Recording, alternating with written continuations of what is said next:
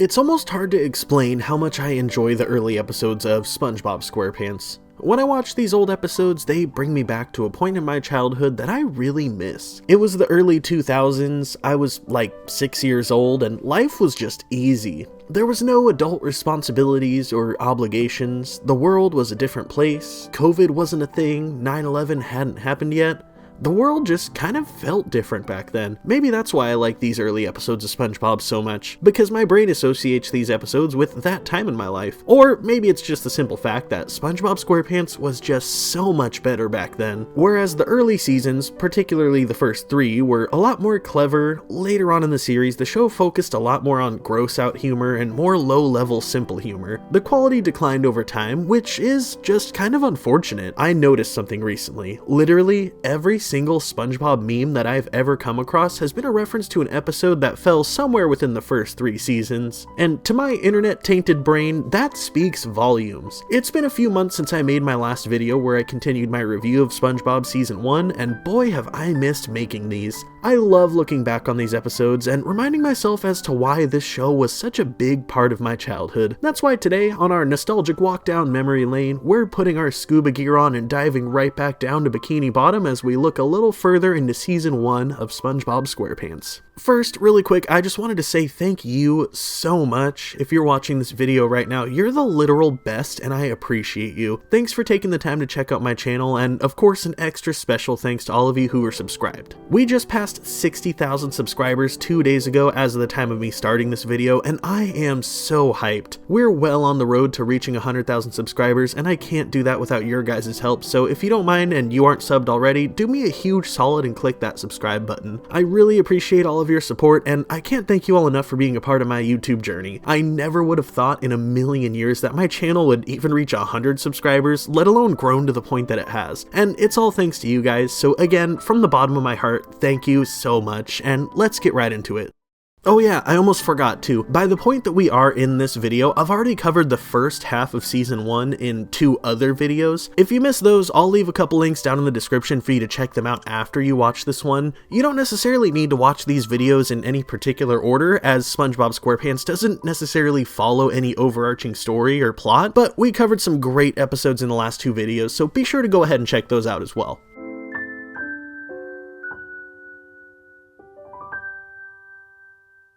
Now, I am super hyped for this video because this next handful of episodes that we're going to cover are some of my all-time favorite episodes from Season 1. Grab some popcorn and get comfy because we've got a lot of fantastic ground to cover here. Starting off with the episode MuscleBob BuffPants.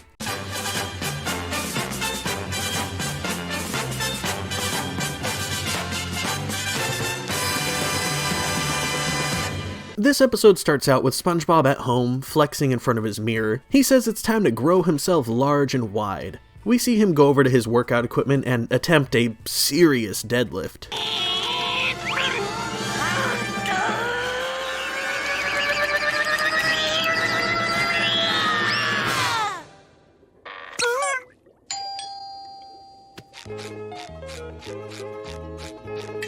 Howdy, SpongeBob. How's it going? Not too close, Sandy. I tend to get smelly when I'm pumping iron. Check it out.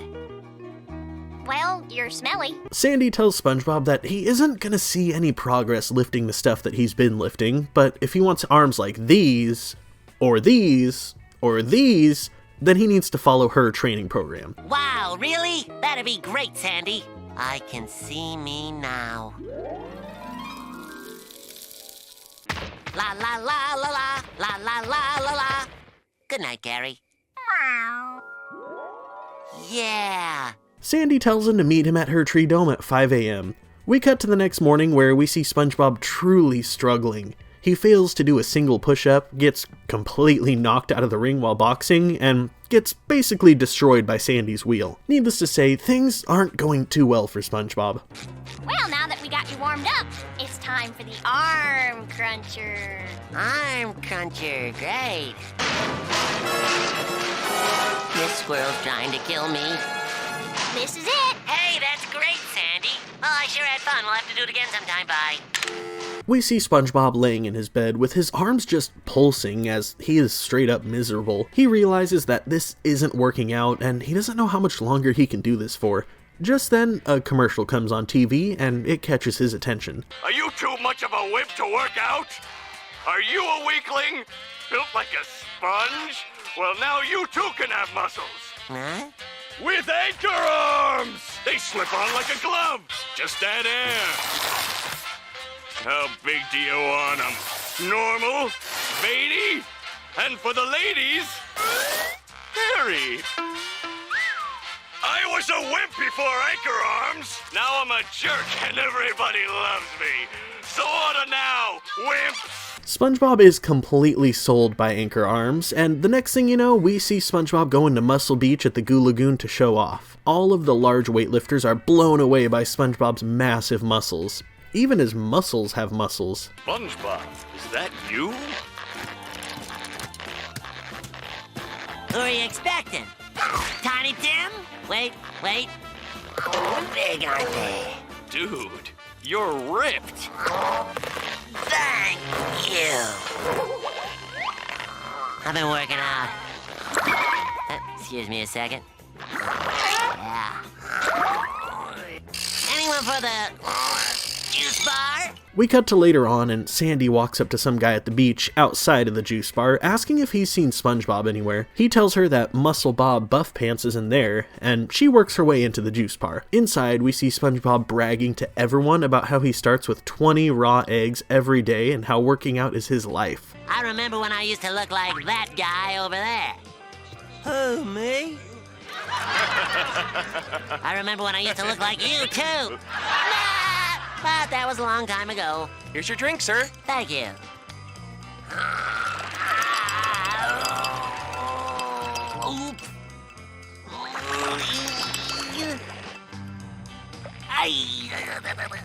Sandy walks up to him asking where he got those muscles. SpongeBob says that he created his own workout routine. Sandy puts him on the spot and asks him to share his secret workout routine, which makes SpongeBob panic. Well, first I take my hand and I do this. Are you kidding? Do these muscles lie?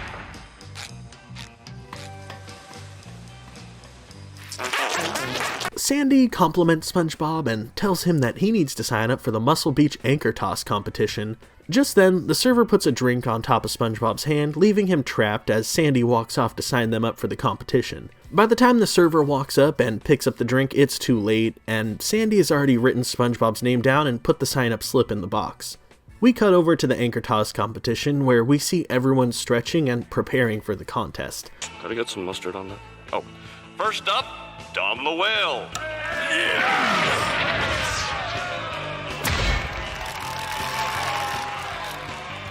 200 yards! Wow, let's see an instant replay. Amazing! SpongeBob panics as he watches the other contestants throwing anchors. Larry throws his anchor, and the guy who measures distance tries to avoid it, but the anchor shifts at the last second and takes him out. Next up is Sandy. Here goes Sandy Cheeks.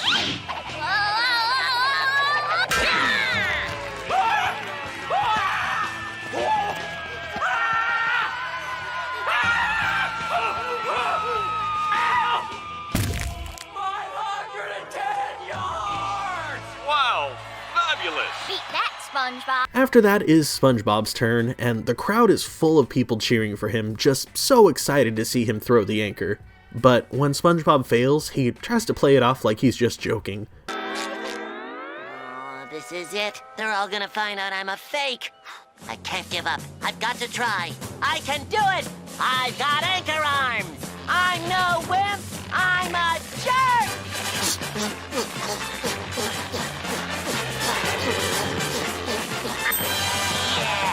With his newly blown up arms and fresh pep talk, SpongeBob gives it another go, giving it everything he's got.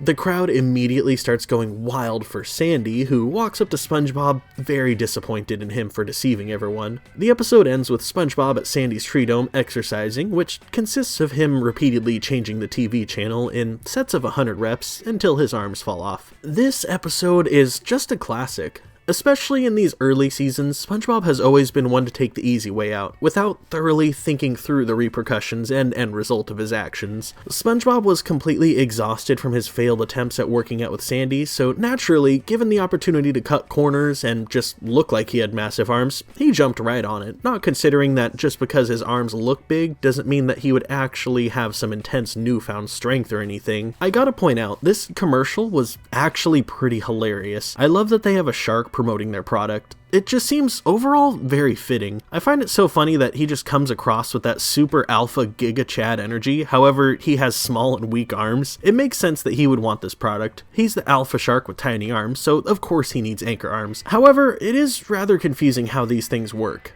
Like, they're basically gloves that span the length of your arms, and when you blow them up, they look super muscular, right? According to this commercial, they have 3 different settings: normal, veiny, and for the ladies, hairy. Now, it's that last one that really just kind of unnerves me. How does blowing more air into these things make them grow hair on them? That's a weird feature to begin with, but logistically speaking, how would that actually work?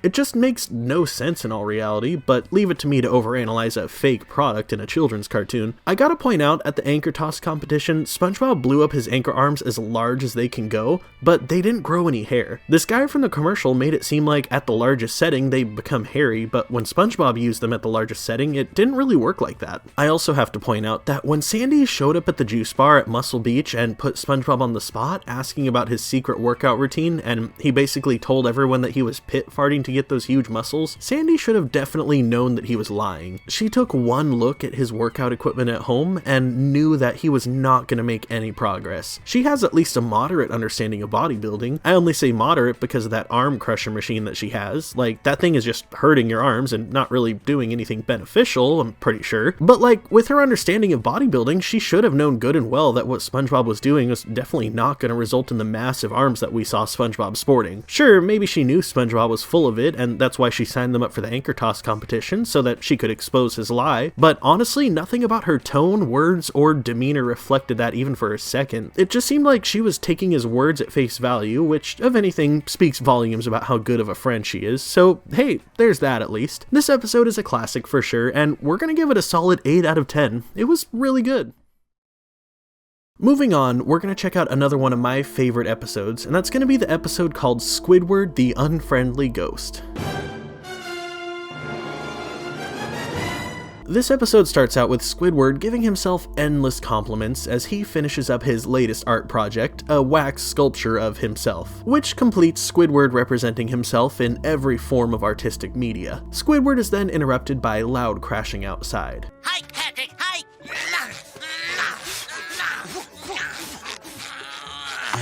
You just lost 3 points. 1, 2, 5. G7! G7? Kick me! Kick me! I lose! But it's not Tuesday, Patrick. Tartar sauce! Squidward, being the jerk that he is, asks Patrick what time it is, which causes Patrick to spill his bubble soap all over himself. Squidward laughs at him and goes inside to start a bath. Meanwhile, SpongeBob and Patrick decide that they're gonna play Toss the Shell instead. They accidentally throw the shell through Squidward's window, and it ends up embedded in Wax Squidward's head. Bonus points! Patrick, I think something's wrong with Squidward. He looks unconscious. Don't worry, I know how to do this.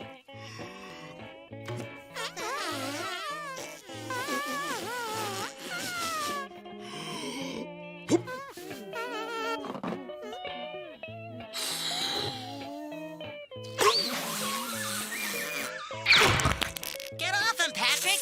What are you worried about? He looks better already. Mistaking Wax Squidward for real Squidward, they notice that he feels cold, so they decide to put him in the sun. You think he'll be okay? You know, you worry too much. The Patrick is here, and SpongeBob, I know a lot about head injuries. Believe Me. Hey, what's that on your shoe? I don't know. It kinda looks like... Squidward! SpongeBob and Patrick freak out, thinking that Squidward's dead.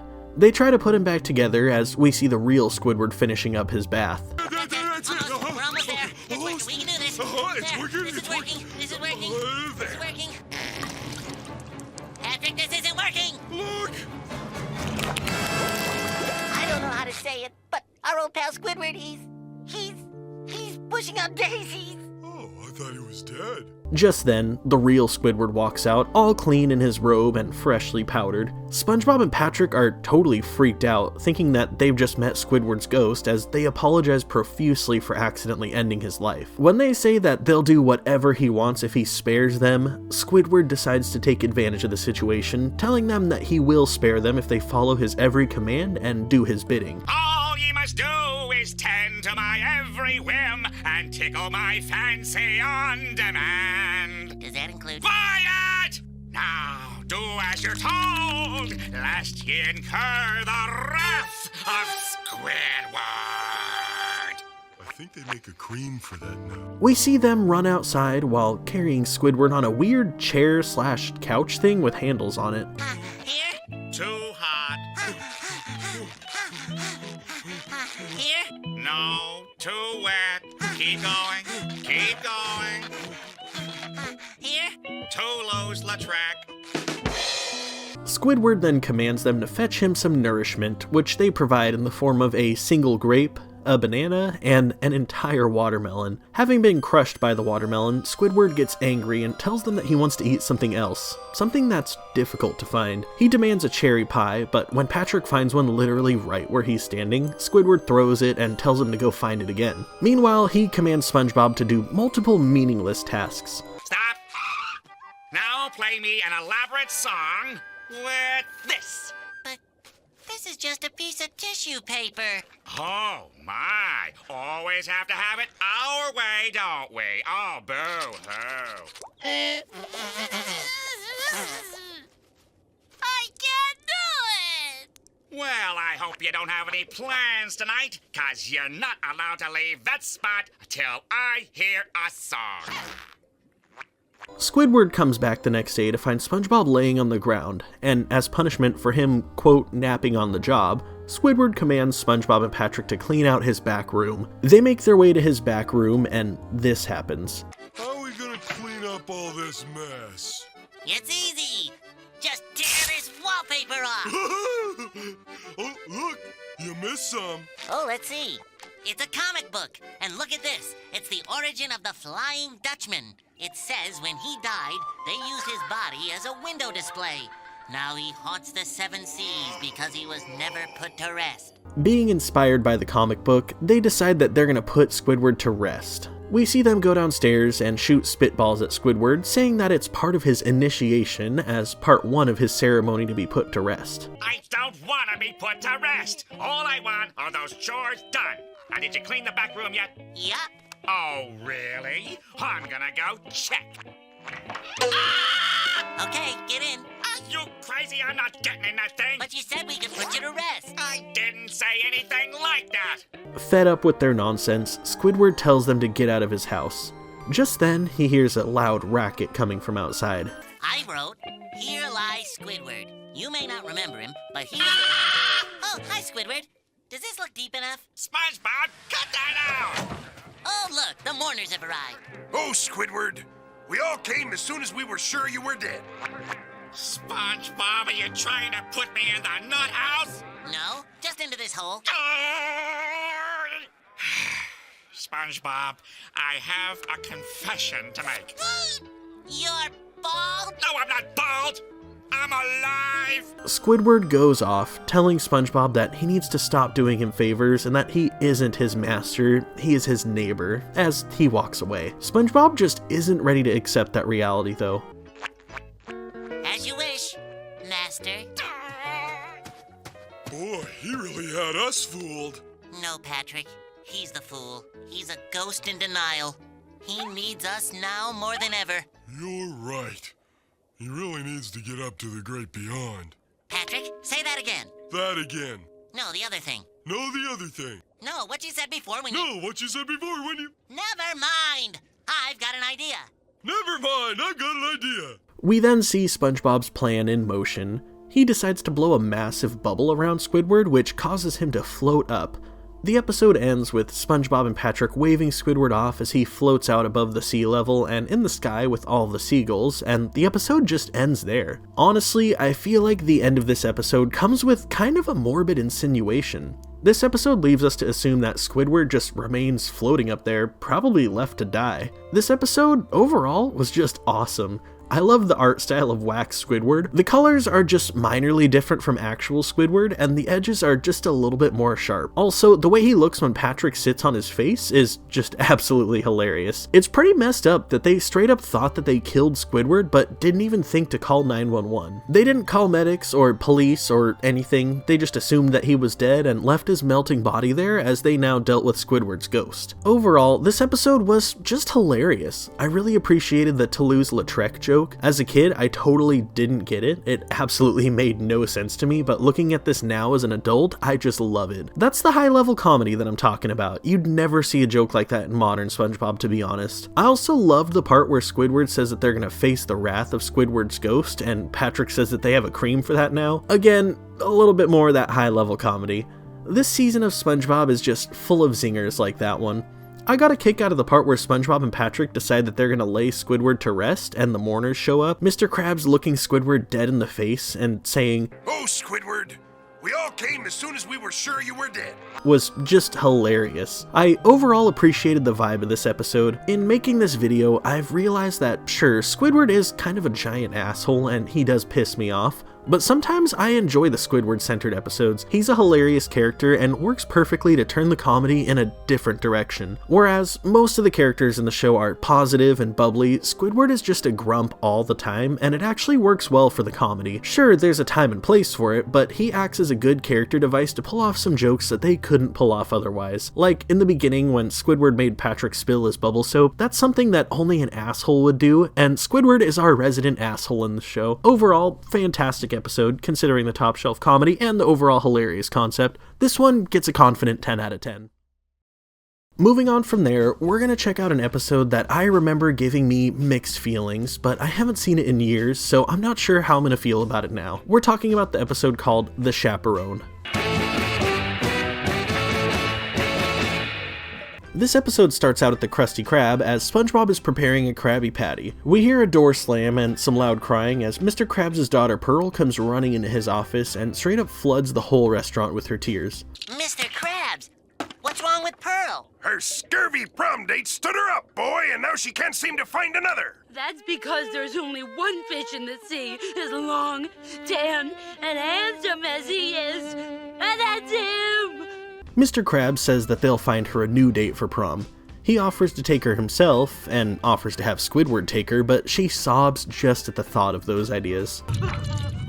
Here, take SpongeBob! Ah! The fry cook! Do you know what that would do to my complexion? People will mistake me for a planetarium. What do you mean? I don't know, but I can't take him, Daddy. They'll kick me off the most frequently pictured in the yearbook committee. Yeah, they would. We've got to find someone else. Mr. Krabs says they've got to find someone else, and he asks everyone in the restaurant who wants to take his daughter to the prom, but they all go running. Pearl then decides to settle on SpongeBob taking her to the prom, which she seems very sad about, understandably. Now listen, boy. I'm counting on you to make this a very special night for a very special girl. Remember, you're doing it for good old Mr. Oh, hi, Mr. Krabs. Are you talking to that dummy I made? It's pretty realistic, isn't it? I made this part out. Never mind that boy. You're taking Pearl to her prom. Really? Oh, wow. SpongeBob is just hyped to take her to the prom, as he tells Mr. Krabs that he is a prom expert. We then cut very abruptly to SpongeBob confiding in Gary. He says that he's a prom failure and that he couldn't even find a date to his own junior prom. Besides, how am I supposed to compare with Pearl's old boyfriend, Mr. Long, Tan, and Handsome? What is it, Gary? What do you have? Say, Gary, this magazine gives me an idea. We get a nice montage of SpongeBob preparing for the prom. He sews his own tuxedo, replaces his eyebrows, plants and grows a flower on the tuxedo he made, and makes himself long, tan, and handsome by using stilts, putting himself in the toaster, and putting some braces on his teeth. SpongeBob leaves his house and heads over to Mr. Krabs' house. Hello? What do you think, Pearl? Cleans up pretty good, doesn't he?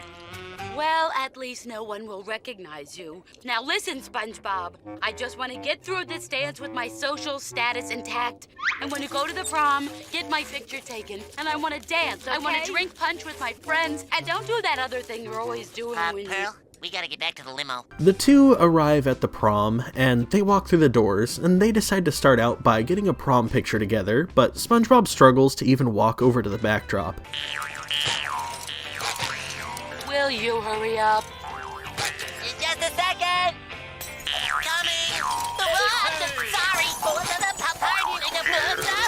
Here I am!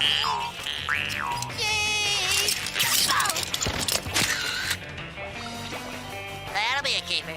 Just then, while Pearl is sitting in the remains of the photo booth, her friends approach, so she quickly sends SpongeBob to get her some punch so that he doesn't say or do anything dumb to embarrass her in front of her friends. All of Pearl's friends introduce their dates and ask where her date is, and she says that he's at the punch bowl getting her a drink. Ooh, is he the really tall one? Oh, yes. I mean, oh no.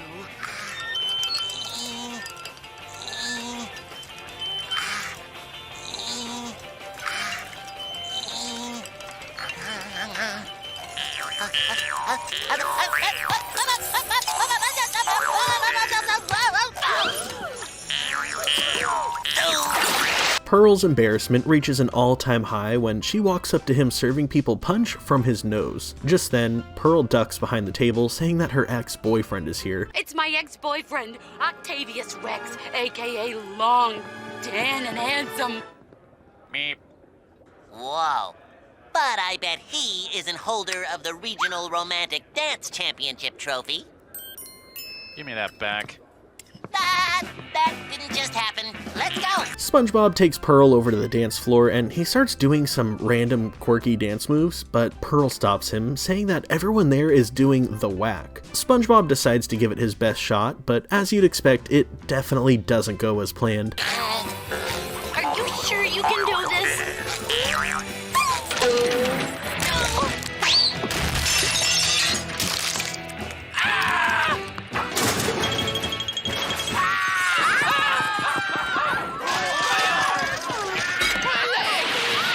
Pearl starts crying her eyes out, and she says that SpongeBob can just take her home, considering he already ruined everything. SpongeBob starts going through his list of things to do to try to remedy the situation, but once he realizes that he really did ruin everything, he starts spiraling. Don't cry! Don't cry! Whatever you do, don't... Wow!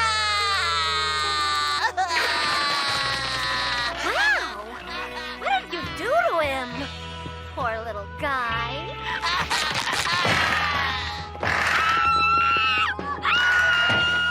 Pearl walks up to the bathroom door and tries to talk to him and make him feel better. SpongeBob's words are completely unintelligible as he sobs, but Pearl tells him that she is having a good time and that they still haven't finished their dance yet. SpongeBob ends up excitedly running out of the bathroom and taking her back to the dance floor.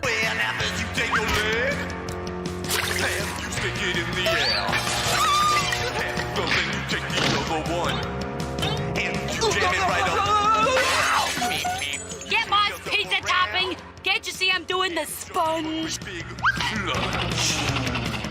Now you're doing, now you're doing the sponge. All right now, the sponge. Everyone ends up carrying SpongeBob and Pearl out of the dance as they're convinced that everyone loves them and that they're popular, but they're quickly dropped on the ground as everyone expresses their distaste for the two, telling them to go ruin someone else's prom. We then cut over to Mr. Krabs' house where SpongeBob is dropping Pearl off. He apologizes to her for ruining the night, but she says that she expected it to be a disaster, but for a disaster, it wasn't all that bad. Aha! Keep away from my precious little flower! You almost stepped on it. Oh, Daddy! Well, good night, short, yellow, and spongy. SpongeBob? job, laddie.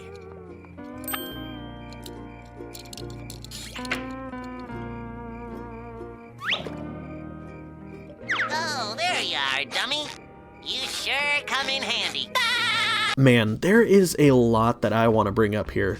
First of all, I love this episode for a few reasons. There's bits of cheeky humor, and it overall was a clever episode. When I was a kid, I felt mixed on this one, mainly because of SpongeBob crying due to Pearl being so upset about how things were going, and him ruining the prom in general. Watching this back as an adult though, I'm definitely enjoying the episode as a whole a lot more than I used to. There's some questionable things going on here, and some pretty clever comedy. As for the questionable, I gotta say that the fact that Mr. Krabs was just ready to pawn his daughter off on the first available person was rather odd. Like, he straight up asked an entire restaurant full of adults if any of them wanted to take his teenage daughter to prom. Definitely not exactly sound parenting decisions on Mr. Krabs' part. I'm not really sure if allowing his fully grown adult fry cook at his restaurant was much of a sound decision either, but at least Mr. Krabs knows that he can trust SpongeBob. As far as the actual prom itself goes, things got hilarious pretty quickly. I loved the way that when they were driving up, the rear end of the limo was just dragging on the ground because of how much weight was in the back of it. I like the clever way that they make jokes about Pearl being heavy in this show. Like, the sound of her running is always really loud, or when she did cheerleading for the Krusty Krab talent show in the last video about SpongeBob, the whole restaurant was flying because of her jumping around on stage. I find it really clever because if you dissect the context in which these jokes are made, it's never really implying that like she's fat or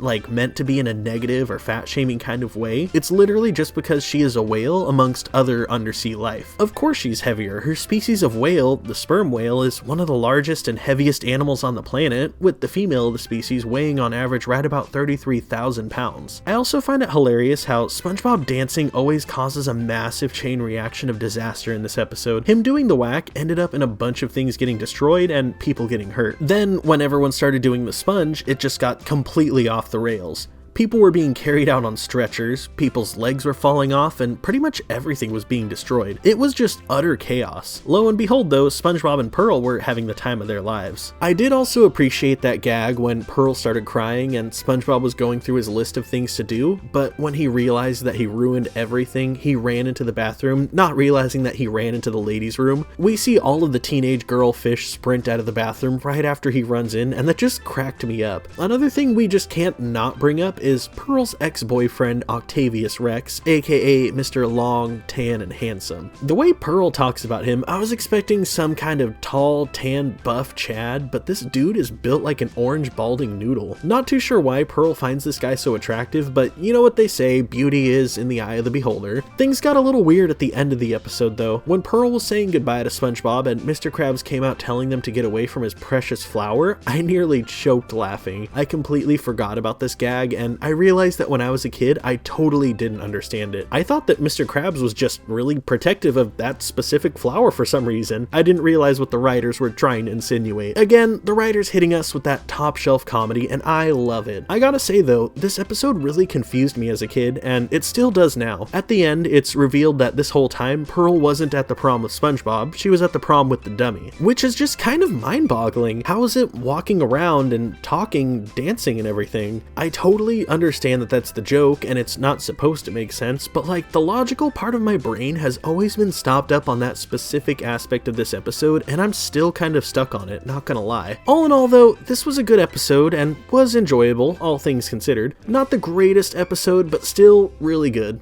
I'm gonna give it a 7 out of 10, and let's keep trekking on. Next up is the episode Employee of the Month.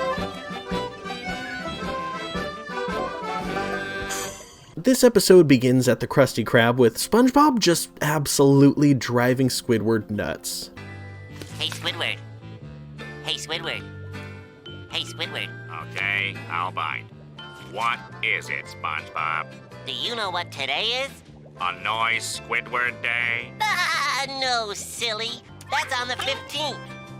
Today's the beginning of the judging for Employee of the Month. Squidward says that that reward is a scam and that Mr. Krabs gives it to him so he'll work harder for no extra money. SpongeBob doesn't understand Squidward's mindset and just can't comprehend why he doesn't want to try to win. Squidward says that he doesn't want to have his face on the wall of shame, to which SpongeBob explains that having pride in your work is nothing to be ashamed of. Just then, Mr. Krabs comes up and starts psyching SpongeBob out a bit.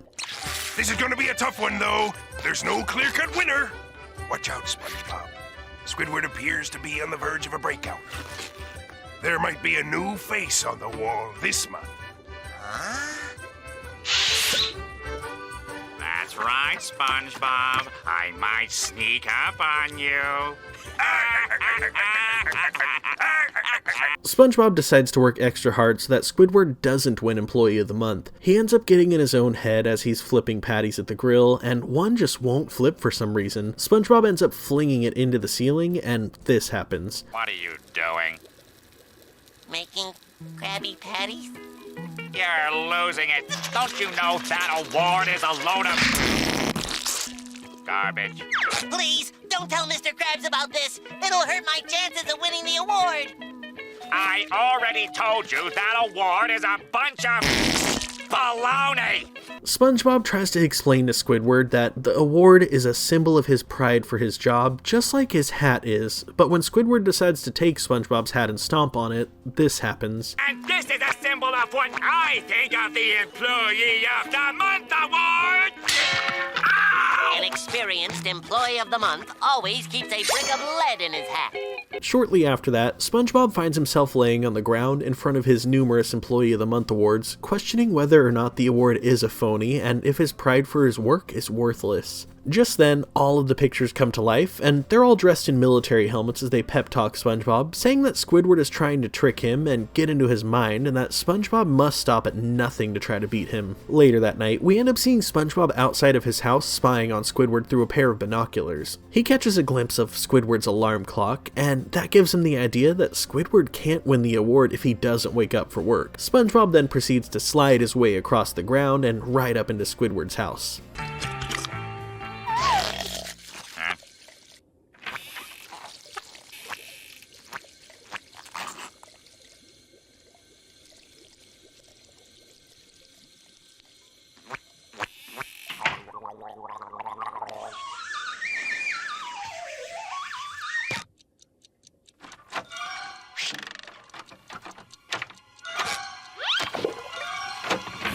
After Squidward catches him, SpongeBob ends up revealing his plan as he smashes Squidward's alarm clock to pieces. Squidward pulls out another alarm clock, so SpongeBob decides to smash that one too, but then Squidward reveals that he has an entire closet dedicated to alarm clocks. The two end up arguing, and Squidward says that he could win that award with his tentacles tied behind his back. You're a lunatic, SpongeBob. Maybe so, but I did win Employee of the Month 26 months in a row.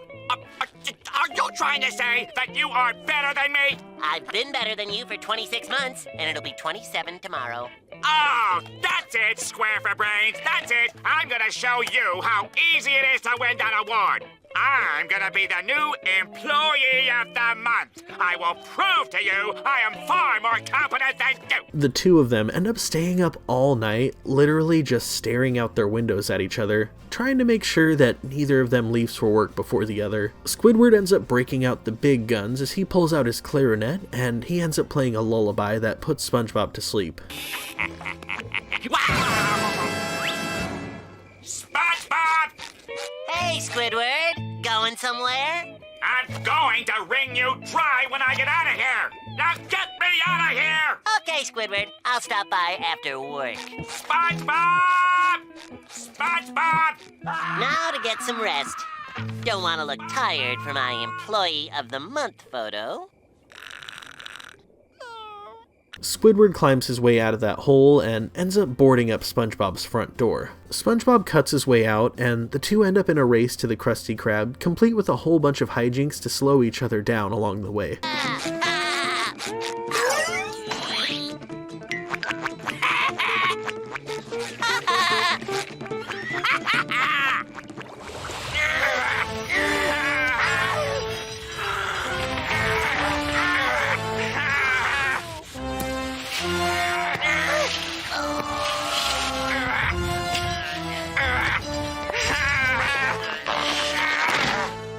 The two of them end up exhausted and calling a truce, saying that if they keep this up, neither of them will win the award. The two end up saying that they're gonna have a fair fight, and they shake on it. He's nothing but a lying, boneless, ink-squirting, big-nosed phony.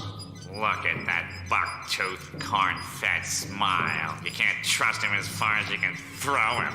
As soon as he stops shaking my hand, I'm gonna make a run for it. As the two of them arrive at work, they start fighting to clean the restaurant, causing more damage than actually cleaning in the process. SpongeBob and Squidward end up in front of the grill, making patties as quick as they can.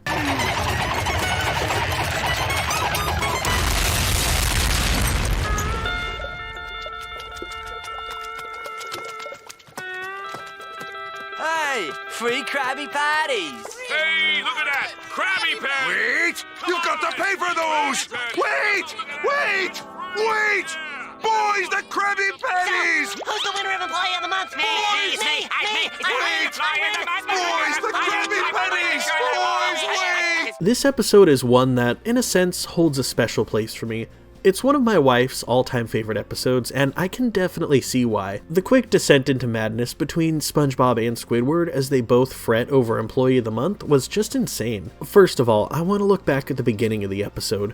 When we see SpongeBob talking about Employee of the Month and Squidward just not really giving a shit, I can't help but notice that Squidward is just sitting there at the register reading Frown Digest, which is just so fitting for his character. Of course he's reading Frown Digest because that just kind of makes sense. I also get a kick out of seeing what hoops SpongeBob is willing to jump through to sabotage Squidward. I mean, come on, he straight up broke into the guy's house just to destroy his alarm clock so he could win Employee of the Month, which we all know SpongeBob would have just won anyways if he hadn't became so paranoid about Squidward. Honestly, Squidward probably could not have cared any less. He didn't give a damn about winning that award until SpongeBob started saying that he was better than him. As far as that altercation in Squidward's house goes, I definitely have to give props to that closet full of alarm clocks. Again, early SpongeBob just hitting us with that top shelf comedy. Like, why on earth would Squidward need that many alarm clocks? It makes no sense why he would literally have an entire closet just dedicated to clocks, and that just brings me so much joy for absolutely no reason. I love it. I gotta say though, I also love the texture and art style of inside of Squidward's house, specifically the walls. There's just something about that blue and black splotchy pattern that they use for the interior of Squidward's house. I really like it for some weird reason. All things considered, this episode is one that definitely encapsulates the feeling of Season 1. It's a great episode that definitely had me laughing throughout the whole thing. We're gonna give this one a 9 out of 10. Next up on the list is the episode called Scaredy Pants.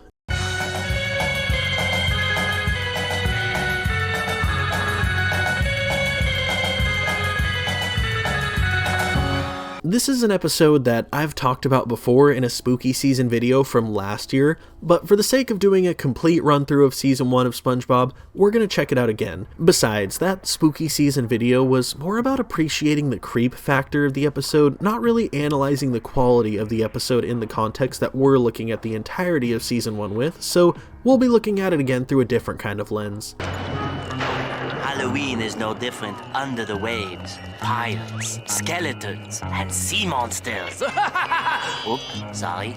Everyone having fun. Well, almost everyone. In the beginning, we see SpongeBob at work doing dishes when the door opens up on its own, causing SpongeBob major distress. The order wheel ends up spinning, revealing the word boo, which makes SpongeBob panic even more. He speedruns doing the dishes before he sprints to the door to leave.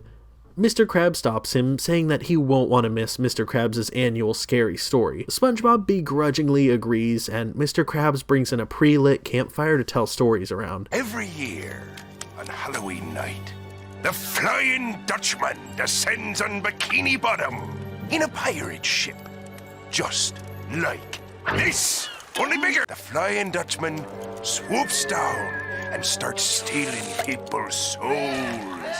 Do souls look like pickles? As a matter of fact, they do. Then he puts them where you can never get them. In his soul bag. I've come for your pickle.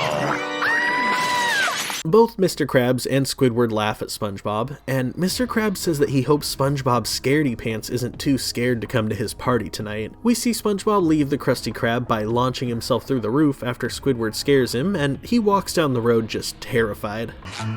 Trick or treat! It's okay, son. That's just SpongeBob Scaredy Pants.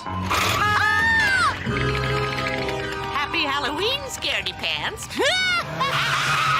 The name's SquarePants. Back at home, SpongeBob is carving a gigantic pumpkin and venting to Gary about how tired he is of being scared so easily. Patrick knocks on the door and SpongeBob tells Gary that he's gonna scare Patrick. Roar! Hiya, SpongeBob! Sorry, I didn't mean to scare you. Why can't I be frightening for once? SpongeBob tells Patrick that he's tired of being scared and that he wants to be the one doing the scaring this time. Patrick says that if he's gonna be scary, he's gonna need a scary costume. What do you think? Great! You're going as my trick-or-treat bag. No, I'm the ghost of the Flying Dutchman. Something's missing. I know.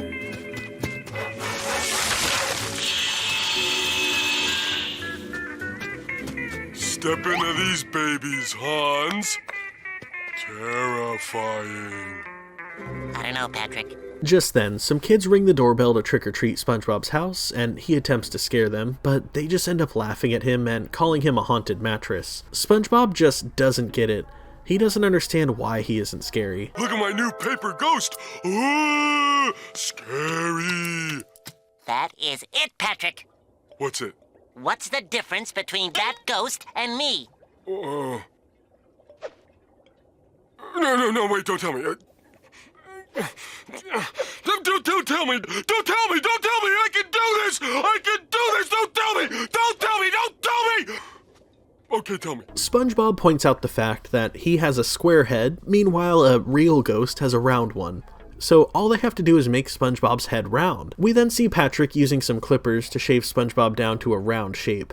Once they're done, they both head out to scare the town. Ooh, I'm the Flying Dutchman. I don't know who I am! They run up to a house and try to scare the guy who lives there, unsuccessfully, and leaving the guy confused when they run away without any candy. The two run and hide in a nearby rock that's shaped like a skull, and Patrick talks SpongeBob up, saying that his costume really packs a punch. Patrick suggests that they go down to the Krusty Krab to scare everyone at the party, but not before they scare that same group of kids from earlier.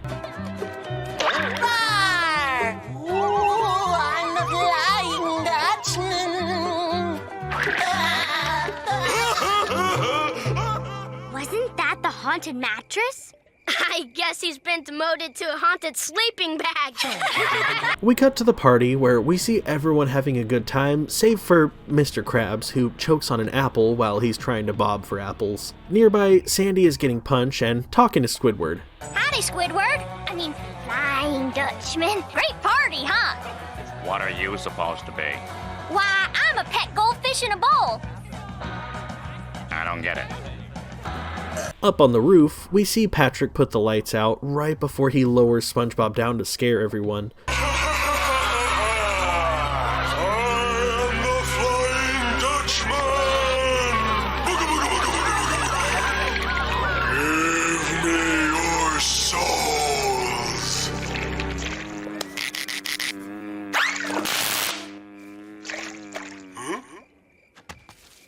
After being stung, Patrick starts to run around freaking out, which leaves SpongeBob flying all over the Krusty Krab. When he's left hanging upside down, everyone sees his pants and legs, which makes them realize who he is, and they all start laughing at him.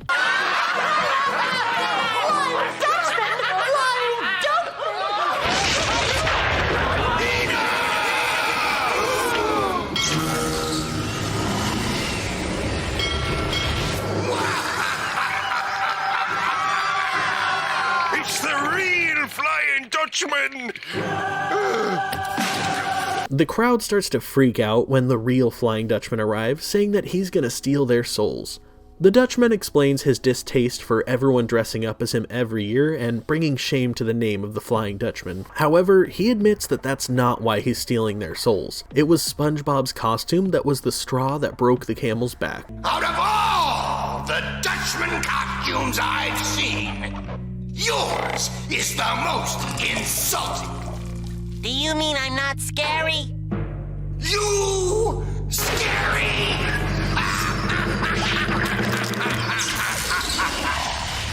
Let me tell you about Scary, kid. There's all kinds of scary things in the world. Spiders are scary. I'm scary. You're not scary. The Dutchman explains that it's time for him to start stealing souls, but first he has something to take care of. First, I've got to get rid of this stupid costume.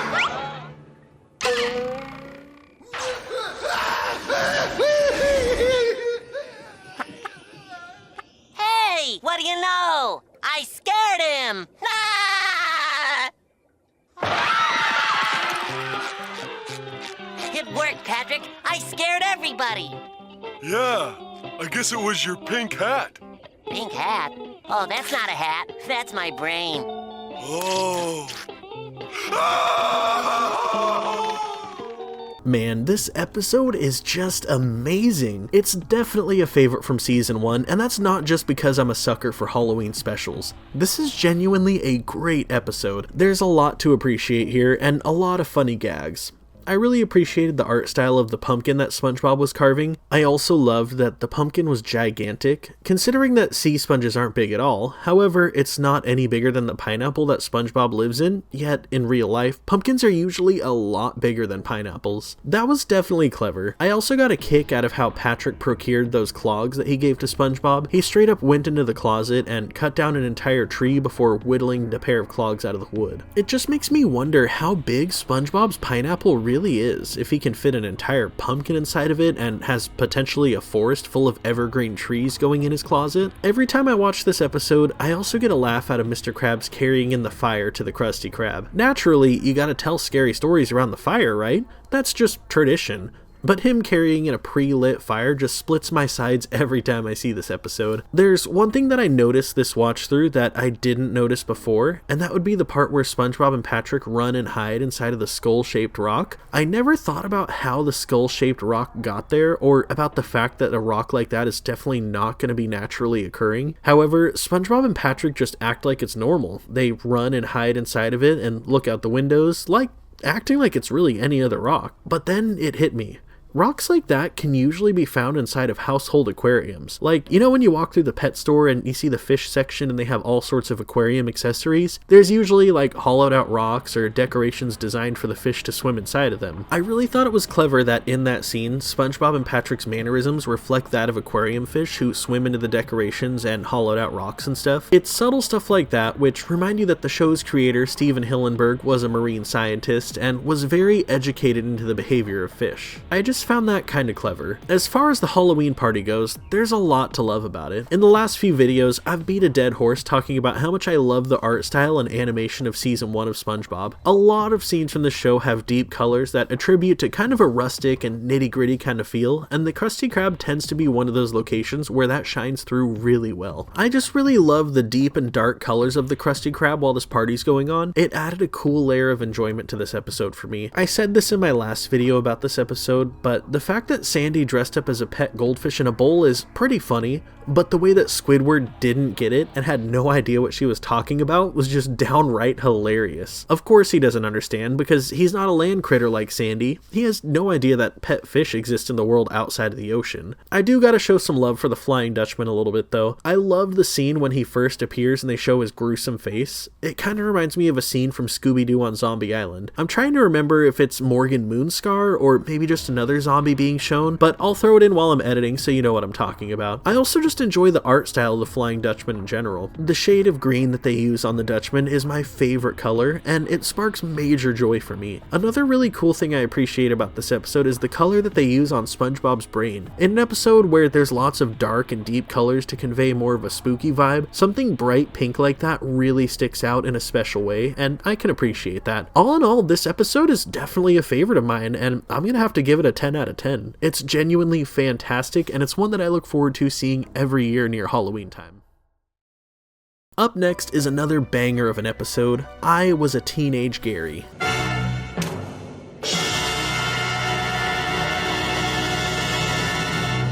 This episode starts out with SpongeBob at home hanging out with Gary, who's just finishing up his exercise time. Here, boy. Fetch.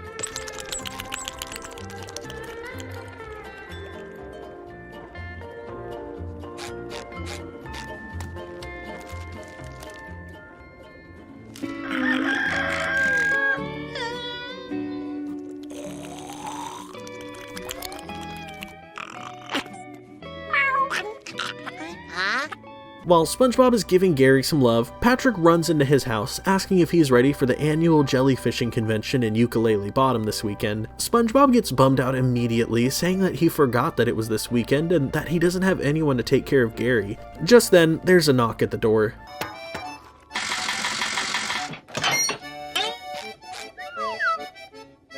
Would you please stop leaving your undergarments on my front lawn? Squidward, could you watch Gary this weekend? What's a Gary? Not a Gary. Gary. He's my pet snail. Say hello. Yes. You actually care for that thing? Squidward says no way and walks off, but when he overhears SpongeBob telling Patrick that he won't be able to go away for the weekend, his tone changes very rapidly. The idea of SpongeBob and Patrick being away for a 3-day weekend is too tempting for Squidward to pass up, so he agrees to watch Gary for the weekend. Let me show you a little bit about snail care. You need to take Gary for a walk twice a day. Friday, Saturday, In the and morning, Sunday, a 3-day Let me weekend. show you how to feed him. I have all the cans marked. A can in the morning and a can at night. Sure it's enough? The bus shows up to pick up SpongeBob and Patrick, and Squidward rushes them out. We see Gary go to the window and just stare outside while Squidward goes into his house and takes out his lawn chair to sunbathe, which he does for 3 days straight, just completely neglecting Gary. When the weekend is up and SpongeBob and Patrick are pulling up in the bus, Squidward looks up and realizes that he completely forgot to take care of Gary, so he springs into action. I gotta do something! Oh... Okay. Here we go, right here. Eat. You gotta finish this food! Oh... Gary, I'm home. Hi, SpongeBob. Squidward, what are you doing here? Oh. SpongeBob thanks Squidward for watching Gary as he leaves in a hurry. SpongeBob then turns around to see Gary in the state that he's in, and he is just shocked. Gary, what's happened to you? What's wrong? Squidward, something's wrong with Gary. Squidward! Oh... Yes, it's just as I thought. What? This is definitely a snail. I knew it! Oh, Squid, did you hear that? The doctor tells SpongeBob that Gary needs a carefully administered shot of snail plasma as he hands Gary and the syringe over to SpongeBob. He asks the doctor if he's gonna do it, and the doctor refuses, saying that he is too squeamish. SpongeBob is left standing there with Squidward, who quickly rushes to leave to help the doctor with his bags, just kind of looking for an out. But SpongeBob stops him, begging him for help, claiming that he's squeamish too. Squidward begrudgingly agrees to help him, and this happens. Okay, steady. Wait, that's too hard. Okay, try it again. Wait. Hold him still. Wait. hold him still. Ouch. Squidward, you've injected me with snail plasma. Well, you made me do it. While SpongeBob is freaking out about being shot up with snail plasma, Gary goes over and takes a drink of water, which makes him right as rain.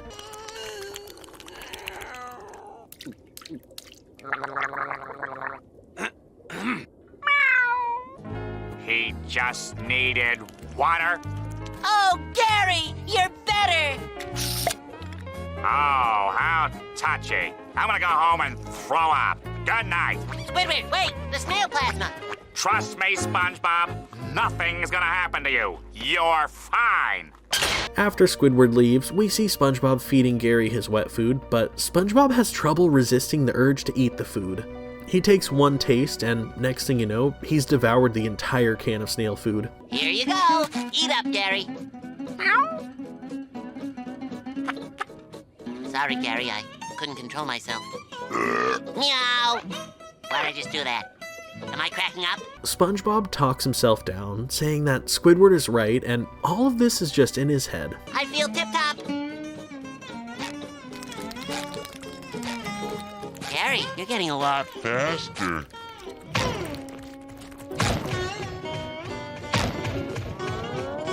Look at me. Never better. I'm okay. Squidward said I'm fine. Gary, I'm fine. While SpongeBob keeps trying to convince himself that he's fine, we see him go through the slow and gruesome process of transforming into a snail. Back over at Squidward's house, we see him getting settled into bed and tucking in his clarinet when the doorbell rings. SpongeBob, I already told you. You're gonna be just fine. Meow. Meow, meow.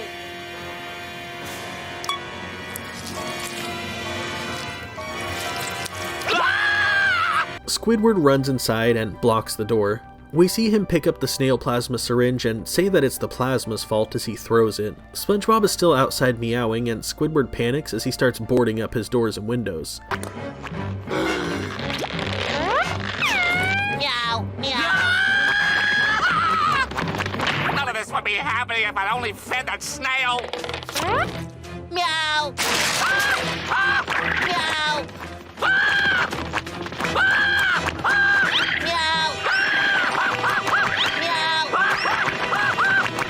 Squidward panics, and we see his entire house flipping around until it fully flips upside down. In the wreckage, Squidward ends up getting shot up in the nose with snail plasma, just like SpongeBob did. Meow, meow, meow, meow. Meow, meow, meow, meow, meow. Meow, meow, meow, meow, meow, meow. Meow, meow, meow, meow, meow. Meow, meow, meow, meow, meow, meow. Will you clam up? Meow, meow. Meow, meow, meow, meow, meow. Meow, meow, meow, meow, meow, meow, meow, meow. This episode is one that I feel like is a perfect companion to the Halloween special, considering that plays in the same 30-minute time slot as the Halloween episode when it airs on Nickelodeon. It follows the same structure and has the same kind of feel of a horror movie, which I love. At the beginning, when we see SpongeBob hanging out with Gary, I love how they emphasized how slow Gary is. SpongeBob throws a ball, and Gary doesn't bring it back until literally the next day, leaving SpongeBob passed out in his chair with 5 o'clock shadow. Meanwhile, throughout the rest of the episode, Gary definitely isn't that slow. Even when he brought the ball back, he wasn't even moving that slow. That's a really silly gag that I've grown to appreciate over time. I also appreciated Squidward's quick thinking when he poured out 3 cans of food and Gary didn't eat any of it. Of course, he just eats it all in one bite, because dumping it all in the trash would just make too much sense. The way that Squidward's head was gigantic after eating all of that snail food in one bite was just hilarious to me. I definitely gotta bring up that snail doctor though.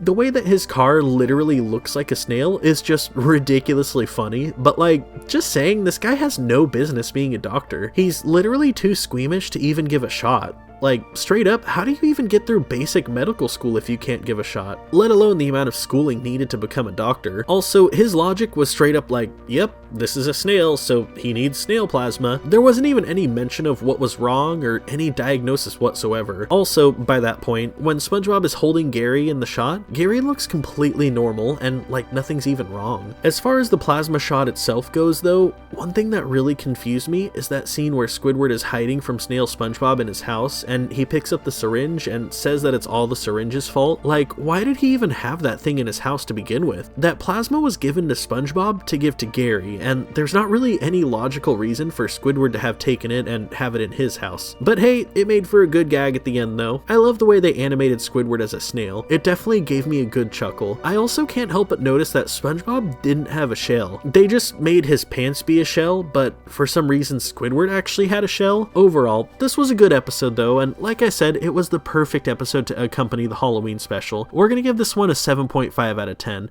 It's overall good, but I feel like they could have used a little more of that top shelf comedy that we've come to love from season 1 of SpongeBob. Up next, we have an absolute trip of an episode, and that's gonna be SB129. SB129.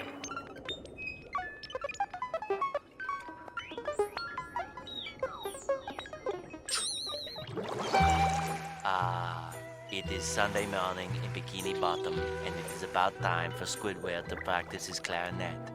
So get your earplugs ready. As Squidward goes to blow into his clarinet, SpongeBob's alarm clock goes off at the same exact second, making Squidward deep throat his entire clarinet. Good morning, Squidward. Wanna go jellyfishing?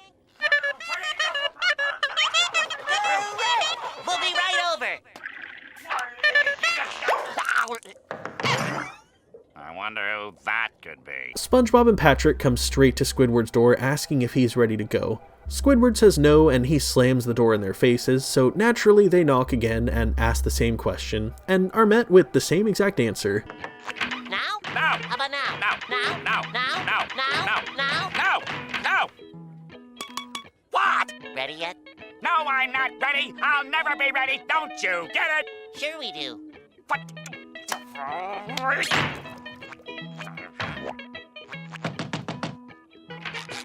Ready? Oh! Squidward asks why SpongeBob isn't at work today, and he says that he would love to be, but the Krusty Krab is closed on Sundays, which gives Squidward the idea to go hide from SpongeBob and Patrick at the Krusty Krab. He sneaks his way over there, but it's not too long after that that SpongeBob and Patrick show up looking for him.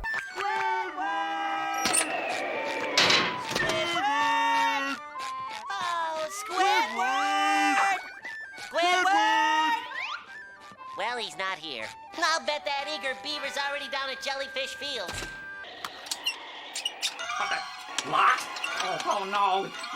Oh, well, someone will realize I'm gone and come looking for me. I'll be out of here in no time. 2,000 years later. The hinges fall off of the door and Squidward falls out. Holy Krabby Patties! A frozen cephalopod!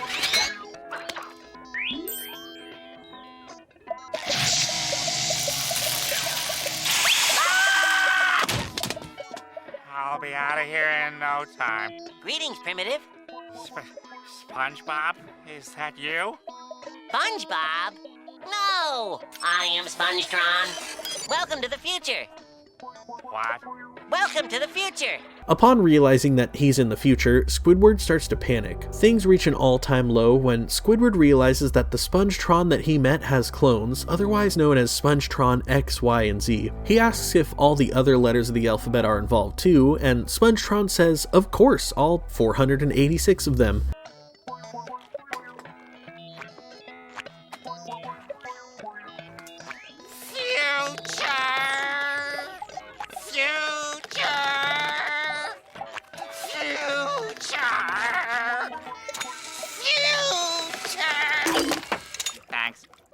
Squidward tells them that he doesn't belong here and that him getting here was a horrible mistake. The Spongetron suggests that they go jellyfishing to solve the problem, and at the very mention of jellyfishing, Patron, the two-headed futuristic version of Patrick, shows up. Squidward says that he's not supposed to be here and that he's got to get back to his own time period. Well, why didn't you just ask? The time machine is down the hall to the left.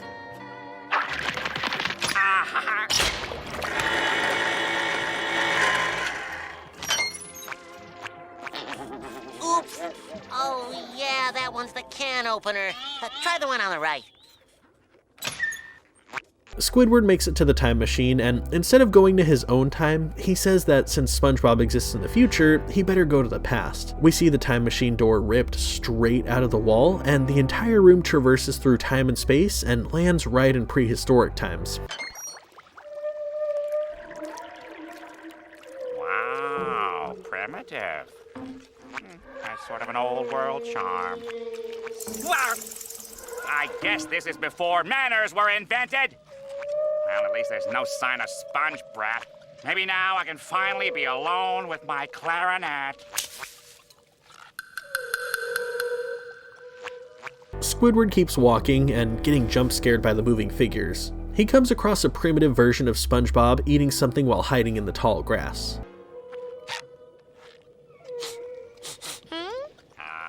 No thanks.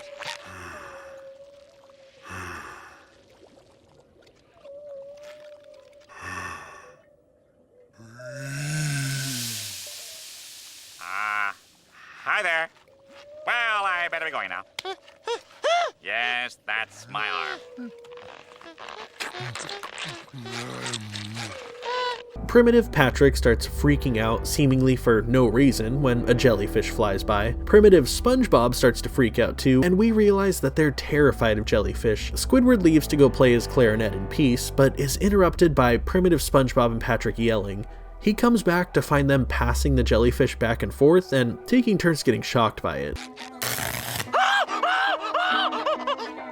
What are you you simpletons doing? You're supposed to catch these things, not torture yourself with them. Give me those loincloths. Can't believe it's all the... This ought to make things go a little smoother.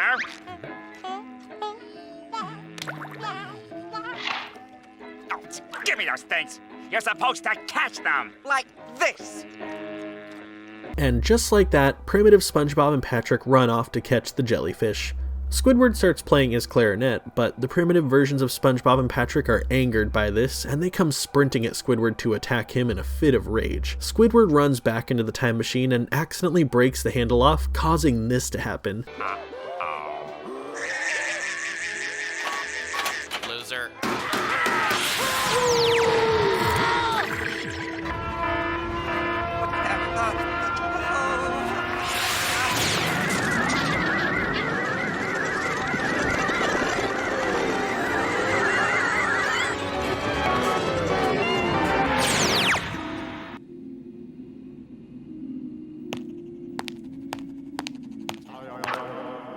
Squidward finds himself in a weird dimension that's nothing but white with some weird colored squares all over the place. I may finally have found a place where I can be all alone.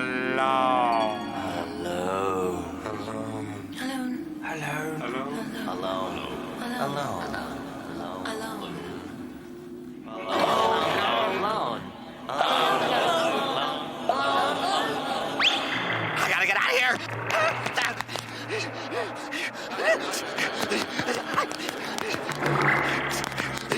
Squidward ends up stomping and he crashes through the ground and back into the time machine. He cries, saying that he misses Bikini Bottom, his house, and even SpongeBob. All of a sudden, he's teleported right back to modern times, and SpongeBob and Patrick are seemingly in his yard waiting for him to come home. I can't believe this. I was in space, and I went to the future, and then I went to the past, and then I was nowhere.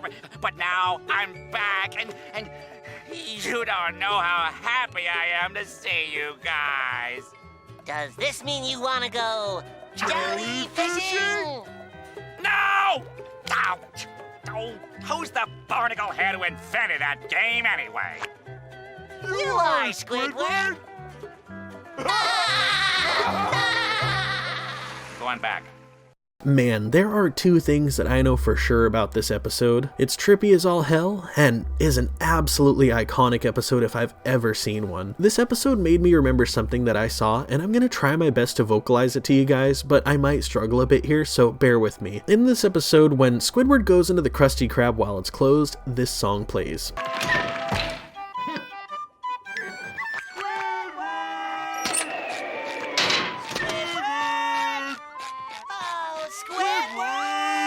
So I'm not too sure if I saw this in a documentary about SpongeBob or what, but I learned that basically there are certain scenarios in the show that warrant different background songs. I'm not too sure if this continued throughout the entirety of the series or was just in the first few seasons, but in just about every scene that occurs in the Krusty Krab, this same exact theme song plays. There's also a certain song that plays anytime SpongeBob and Patrick are together, or when SpongeBob and Sandy are together, or when it's a scene involving a specific character. I really wish that I could remember where I learned this, but I can't for the life of me. I remember seeing one of the people who worked on the show talking about it at some point. If you know what I'm talking about or remember seeing the interview or whatever it was, let me know down in the comments. You can search for SpongeBob production music on YouTube and you'll find a bunch of familiar songs that play in specific scenes or scenarios. That particular scene with Squidward and the Krusty Krab made me think of it because the song has a really lively feel to it. It feels like a song that portrays the vibe of the Krusty Krab being a light, occupied space with stuff happening in it. The fact that it was playing while the Krusty Krab was dark and closed felt a little bit out of place, but naturally, it's what the producers went with because it's the theme song for the Krusty Krab. Moving on, I gotta point out how weird it is that in 2,000 years, nobody went searching for Squidward, and no one ever went into the freezer at the Krusty Krab either. Squidward stayed in that same exact spot, untouched, for literally 2 millennia, and it seems like nobody even bat an eye. Sad, yes, but somehow not all too surprising. Also, why is everything in the future chrome? SpongeTron just says, guess because it's the future, but like, there's no logical explanation. It's almost kind of creepy how the outside is just a never-ending landscape of chrome. But hey, it could be worse, I guess. At least it wasn't like everything's poop green or some gross color like that. Now, this is a small detail, but I really liked how SpongeTron had that weird little side grin on his face when he says, "Oh yeah, that one's the can opener." I'm not too sure why, but that side smile sparks joy, and I just felt the need to point it out. The futuristic aspect of this episode was interesting, but rather short-lived.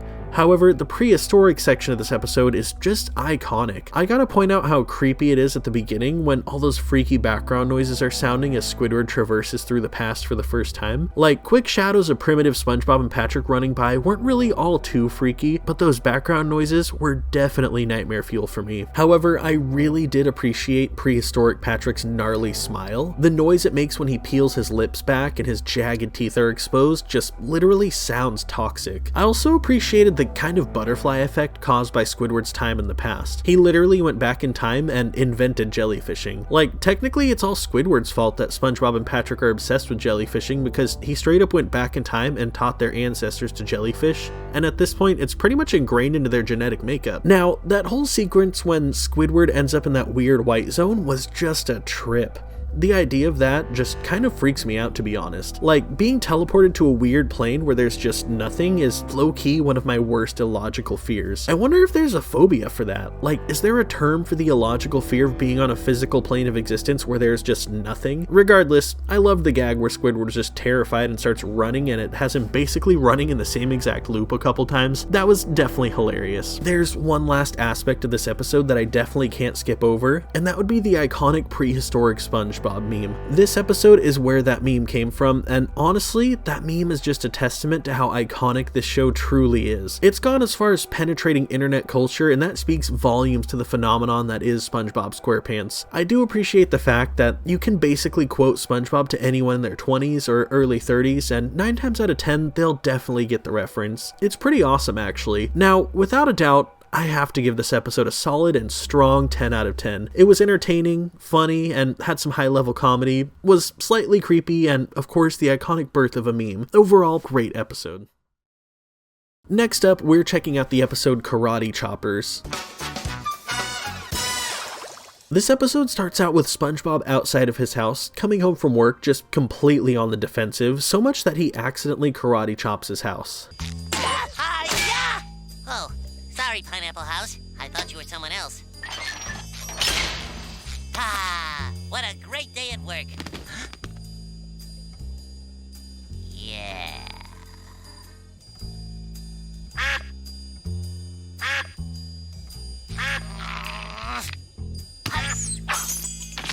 I know you're back there, Sandy. After not finding Sandy in his house, SpongeBob decides that he's gonna sit back and watch some TV. Yeah, shopping's weird. You ever go into the seafood aisle and say, who eats this stuff? I love this show! Me too!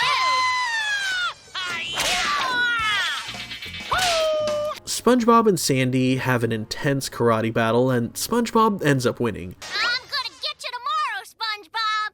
That'll be the day. Later that night, we see Sandy hanging out in her house when the phone rings. She answers it, and SpongeBob's hand goes through the phone and tries to get her, but she pushes his hand through the other end of the phone and makes him get himself. Then, the next day, we see Sandy at the grocery store shopping. Hey, Sandy, have you ever heard the one about the squirrel and the tin cans? I don't think so. Well, it goes like this.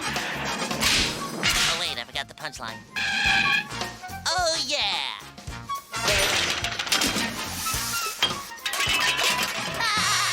That's a good one, isn't it? Later on, we see SpongeBob walking down the street, admiring how beautiful of a day it is. Beautiful sky, beautiful plants. Beautiful pile of cans. Sandy, that is your worst disguise yet. No, it's not, SpongeBob. This is.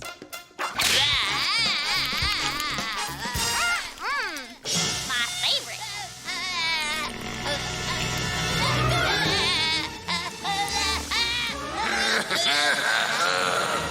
By the powers of naughtiness, I command this particular drop of hot sauce to be really, really hot. SpongeBob gives up, telling Sandy that victory is hers, but then we realize that SpongeBob was wearing a fake tongue the whole time. He tries to get the drop on Sandy, but she takes him out. The next day at work, we see SpongeBob failing to do his job because he's too worried about Sandy getting the drop on him. He even ends up accidentally karate chopping Squidward in the face.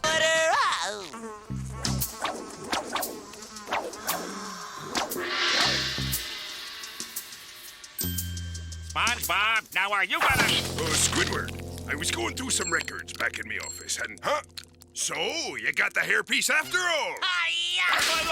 SpongeBob ends up going up to Fred the fish and straight up assaults him as he hits us with the "my leg." SpongeBob ends up telling him off like he's Sandy, and then he walks away. What was that? But, sir, she snuck up on me. In my own dojo. Are you on some new allergy medication, boy? No, sir. Just practicing my karate, sir. Or karate, as some call it. Karate?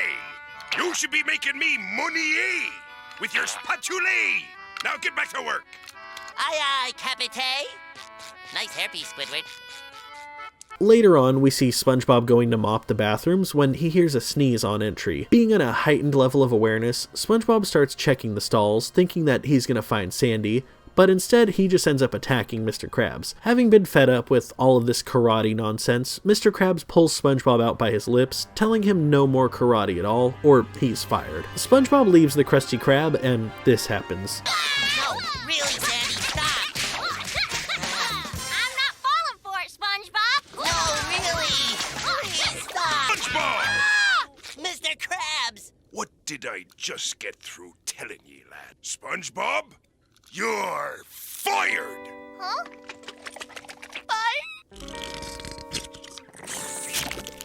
Eh? SpongeBob?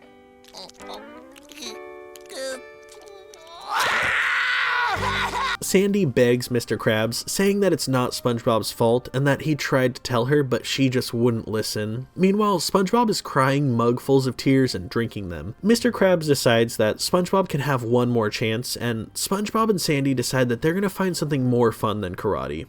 I know! We can act like plants! Photosynthesis. Photosynthesis. Want to go to the park? Karate sure is dumb. Yeah, you can say that again. I feel dumb just thinking about it. Duh! I'm stupid! I like karate! Duh! While at the park for their picnic, they hear some guy fly fishing as he makes a hi-ya noise that reminds them of karate, and you can tell that they're starting to lose it, as Sandy says that she wants karate on her sandwich. How many slices of barnacle loaf do you want? One. Just one. One for you, one for me. Maybe just one more, I'm kind of hungry. Sure thing, Sandy. SpongeBob? Yeah? Do you think I could cut this one? Sure. Thanks. Maybe just one more. Or two. Or 3. Or 10. 10! Yes, 10, because we're really hungry. Right. Things get out of hand as they start cutting everything using their karate techniques. Next thing you know, the entire park is covered in sandwiches. SpongeBob goes to eat one and Sandy finally cracks, and they break out in a full-blown karate spar match. Next thing you know, we see Mr. Krabs walking into the park. You think Mr. Krabs ever does karate? Mr. Krabs! Hey, Mr. Krabs, how's it going? Nice day, huh?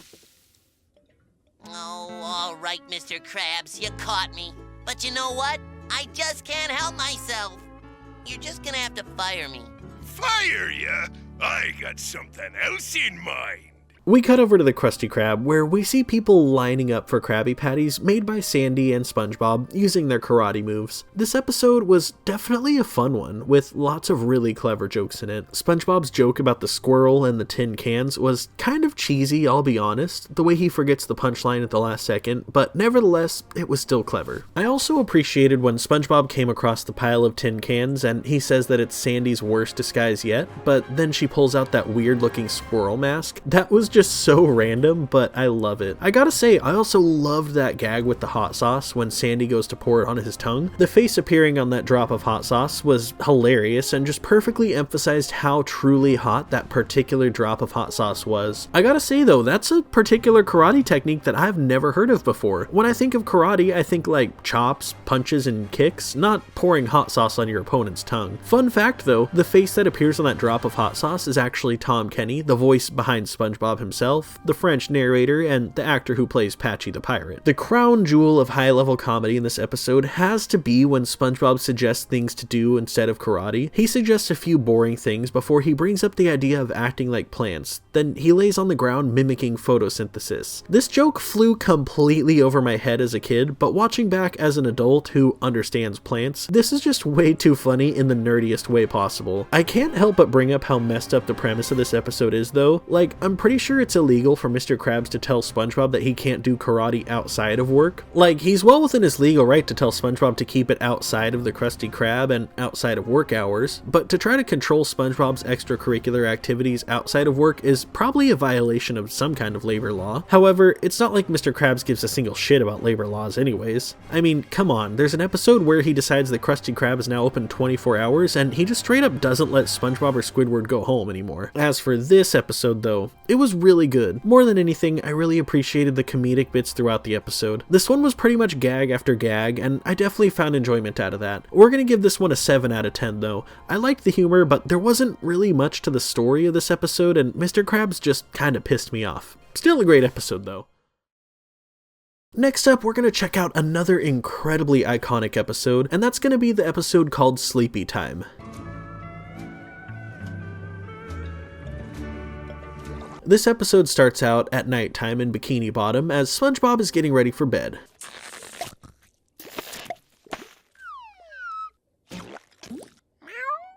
Oh, Gary, you know what they say.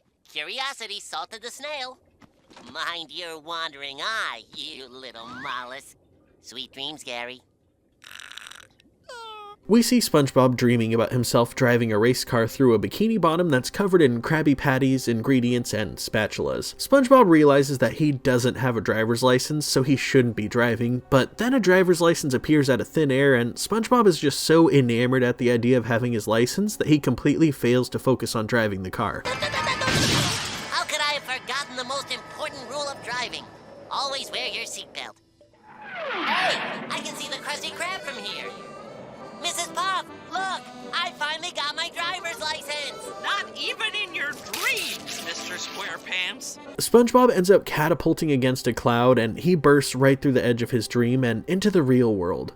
SpongeBob ponders if he's still dreaming and if this is really him or his sleeping body is really him. Either way, he adventures off in his new mini dream form and he comes upon Gary's dream and he decides to help himself and wander right in. Excuse me, sir. Have you seen... SpongeBob?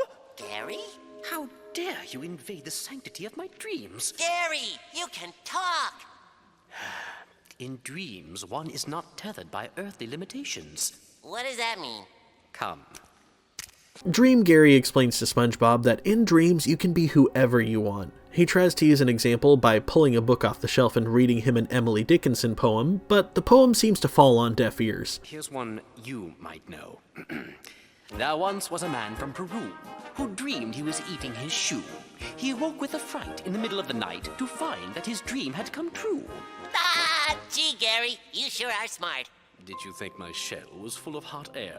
SpongeBob thanks Gary for the info and he heads out, saying that he's going to go back to his own dream. On the way back to his dream cloud, he catches sight of Patrick's dream cloud out the window, and naturally he can't resist the urge to see what Patrick is dreaming about. As he enters, he comes upon Patrick in a large empty white space as he rides on a 25-cent children's ride. SpongeBob tries to explain that it's a dream and he can do anything he wants, as he demonstrates by turning himself into a skyscraper and making a million clones of himself, but Patrick just kinda seems to not care. Nope. Ah, tartar sauce. I'm going to a different dream. Okay. Bye, SpongeBob. Huh! Shoot! That was my last quarter. SpongeBob leaves Patrick's dream, and next up he comes across Squidward's dream. Naturally, he just has to go inside and see what's going on in there. Squidward! Hey, Squidward! SpongeBob? Why do you stop playing, Wolfgang Amadeus Tentacles? Yes, Your Highness. SpongeBob!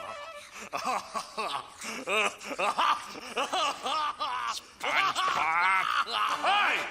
I have not instructed you to stop! Now play! Do tell me the one about the man from Peru again. Squidward ends up breaking his clarinet in a fit of rage, and the king says that if he doesn't get music, then it's gonna be Squidward's head. Squidward panics, but he hears SpongeBob whispering and looks down to find SpongeBob having assumed the form of a clarinet. Squidward refuses, but the king hits him with a look that could kill. Please, SpongeBob, no tricks. Trust me, Squidward.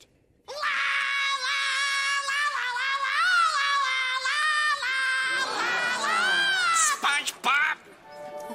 Why have you stopped playing that wonderful music?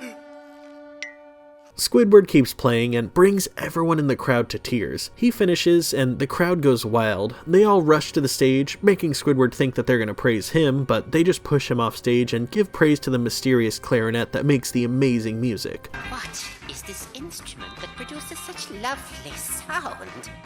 So long, Squidward!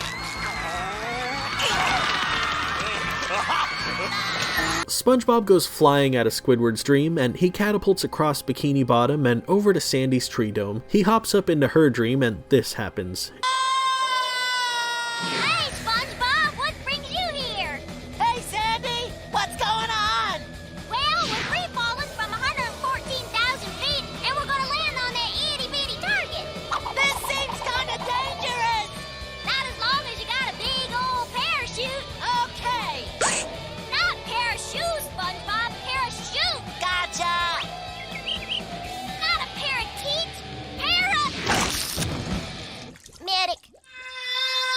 After splattering onto the ground, SpongeBob violently flies out of Sandy's dream, and he decides that he's had enough of messing with people's dreams. That is, until he comes across what he believes is Mr. Krabs' dream cloud. He goes inside to find a sight that's not quite what he had imagined. Mr. Krabs? Hello, SpongeBob! Oh, Pearl, this is your dream. You're just in time for the tea party. Actually, I was looking for your dad's dream. Oh, he's next door. Boys don't understand the sophistication of tea parties, right, Mr. Stuffy? SpongeBob leaves Pearl's dream and hops on over to Mr. Krabs' dream, which he assumes will be more robust, and he's not wrong. SpongeBob ends up floating in the middle of the ocean until he stumbles across Mr. Krabs, who's fishing in the middle of a massive storm in the middle of the ocean on a tiny little sailboat. He tells SpongeBob that he's been fishing for the mighty Moby Dollar and that he just caught him. Look, Mr. Krabs! Penny! Never mind the small change, lad. Get the net. This one? No, the money net. It's in me back pocket. Wow! You look real good with a mustache, Mr. Krabs. Never mind that, boy. Ready the net? Net ready, sir! I did it! Mr. Krabs finally captures the Moby Dollar, but SpongeBob accidentally lets the wallet go to shake Mr. Krabs' claw, and the wallet starts to hop around. It hops to the edge of the boat, and Moby Dollar ends up getting free and escaping into the ocean. Mr. Krabs is straight up pissed, and he uses a harpoon gun with a suction cup to shoot SpongeBob out of his dream. SpongeBob flies through the sky and ends up accidentally entering Plankton's dream in the process. Plankton is dreaming about a morbid-looking Bikini Bottom with red skies.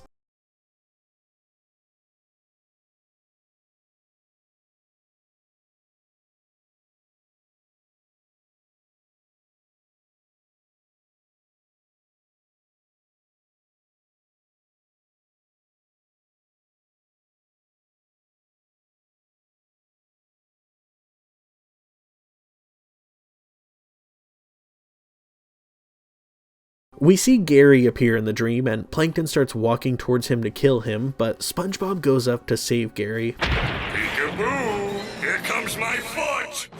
Yeah! I think he's got the point.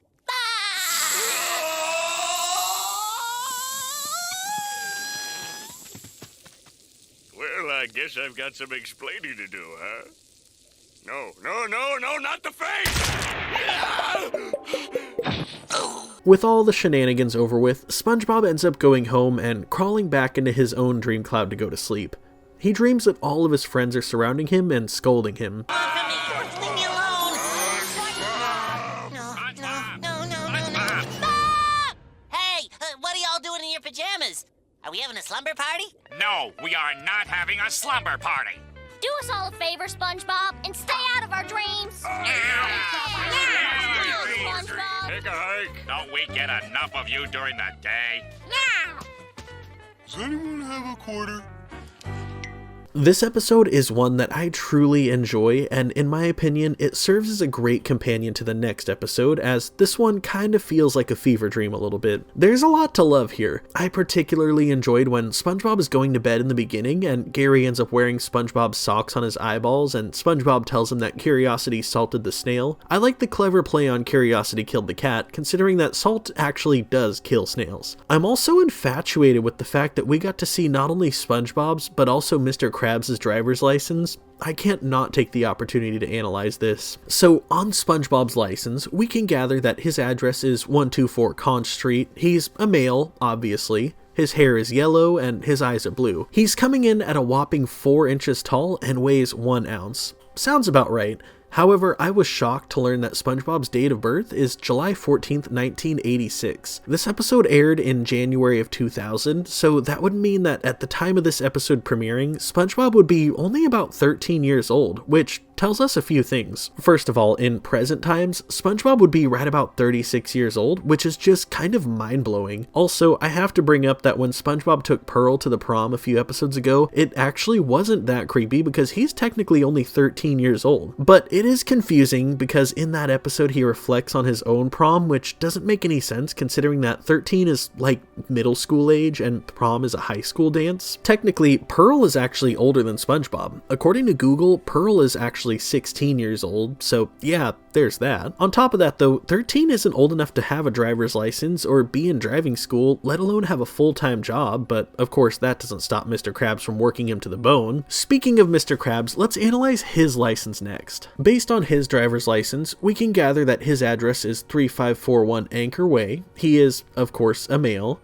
Hair is non-applicable since he doesn't have hair. His eyes are green, which I find funny because technically his eyes are black, but the whites of his eyes are green, so that kind of checks out. And he comes in at a whopping 7 inches and weighs 5. Not sure if that's ounces or pounds, but either way, a 7-inch tall crab sounds pretty terrifying. On top of that, Mr. Krabs' date of birth is actually November 30th, 1942, which would make him 58 by the time this episode had aired, which is impressive considering that your average crab has a lifespan of 3 to 5 years, with some species of crab living up to 30 years. On top of that, as of the time of me planning this episode, Mr. Krabs would have just turned 80 yesterday, so I guess a happy belated birthday to Mr. Krabs. I do find it interesting that they don't put his full name on here though. We know well that his name is Eugene Krabs, but I find it funny that they just put Mr. Krabs on his license. Moving on from that though, this episode is kind of a trip. The entire premise of this episode is basically SpongeBob astral projecting through the real world and into his friends' dreams. In all reality, it's a really creative and original concept for an episode.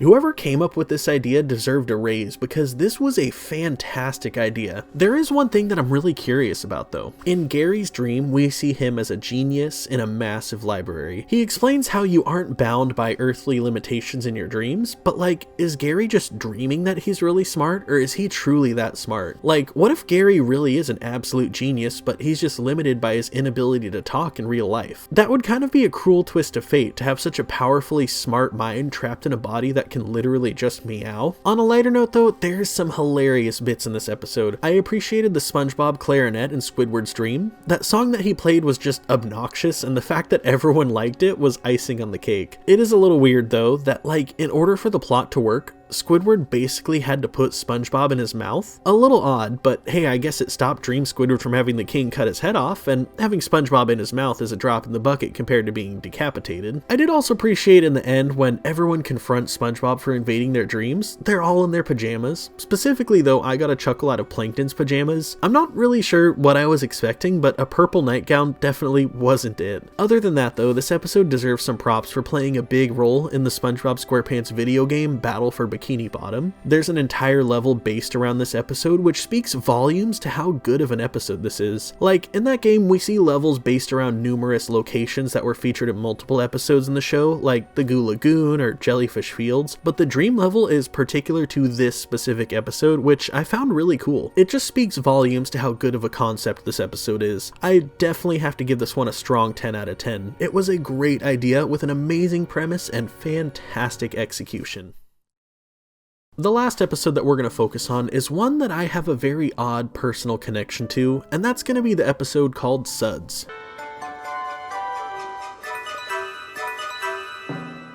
This episode, yet again, starts with nighttime in Bikini Bottom. We see SpongeBob sleeping and he starts dreaming.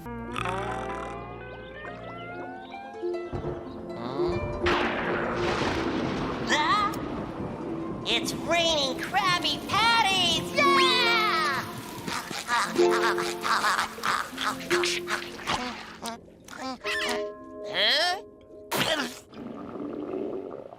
A quick midnight snack and then it's back to bed. Sleep tight, my little angel. SpongeBob goes into the kitchen and makes a nice sea nut butter and jellyfish jelly sandwich. He takes one bite of it before he falls asleep at his kitchen table, leaving his fridge open all night. The fridge!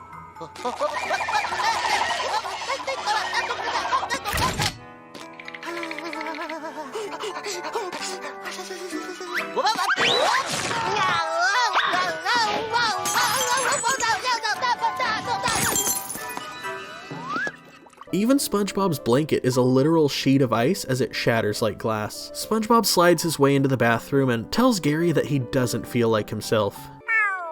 Don't be silly, Gary. I don't get colds. I get the suds. No, Gary. If I had the suds, I'd have bubbles coming out of me.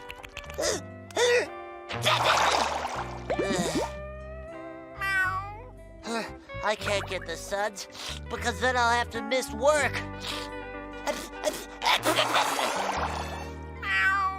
No, Gary. I like wearing my underwear like this. SpongeBob goes to work and just looks like death as he's trying to make Krabby Patties. He can barely stand up without his legs trying to give out. SpongeBob, what's wrong with you? You're paler than a baby seahorse. The Suds? Here's that patty you wanted, Mr. Krabs, sir.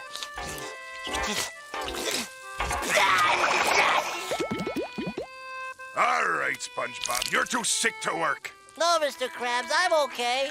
Honest. No, now go home and get some rest. Nothing personal, lad. I just can't have you sneezing all over my food.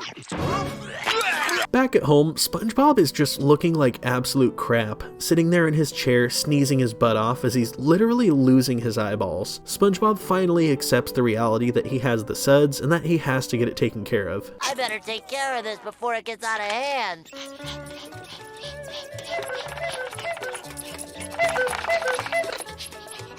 Hello! Sandy, I'm sick. Can you escort me to the doctor's? Oh, sure, SpongeBob. I'll be over there faster than a barefoot jackrabbit on a hot, greasy griddle in the middle of August with Okay, Sandy, thanks.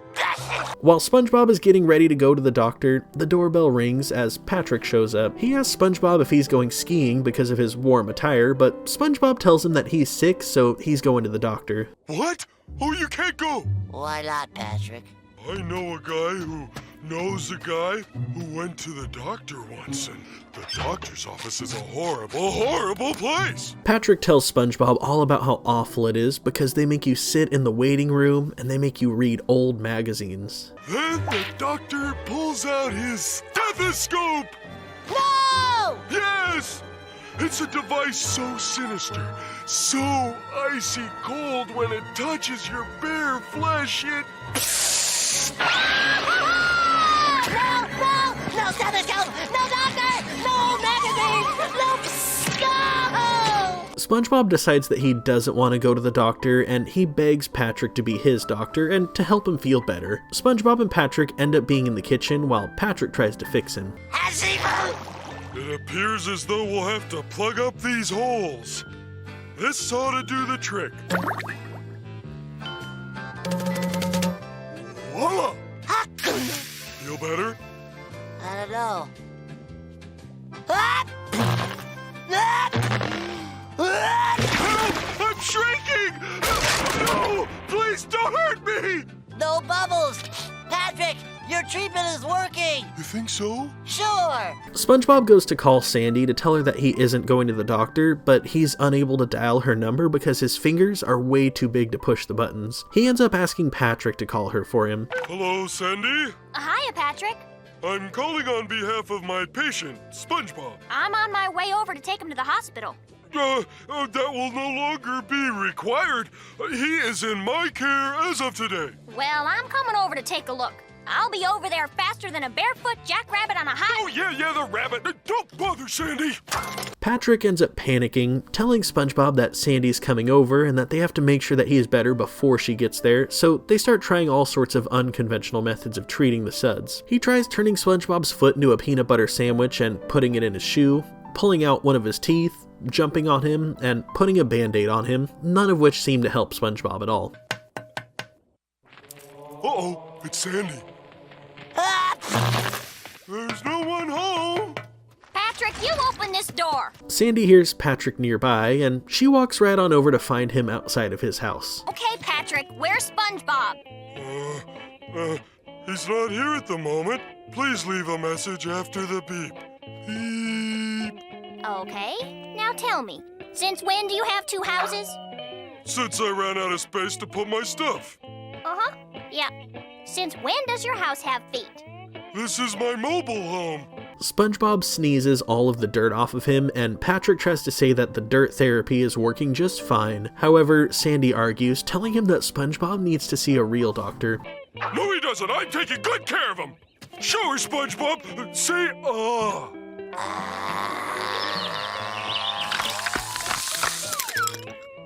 See, he's even worse than I thought. What do you mean? He's fine. SpongeBob tries telling Sandy that he's okay, but Sandy starts rolling him away, saying that she's going to take him to the doctor right now. Sandy and Patrick end up fighting over SpongeBob and running him back and forth until he goes flying up into the sky. They are so busy fighting that they barely notice when SpongeBob goes rolling down a cliff and right towards the Krusty Krab. SpongeBob!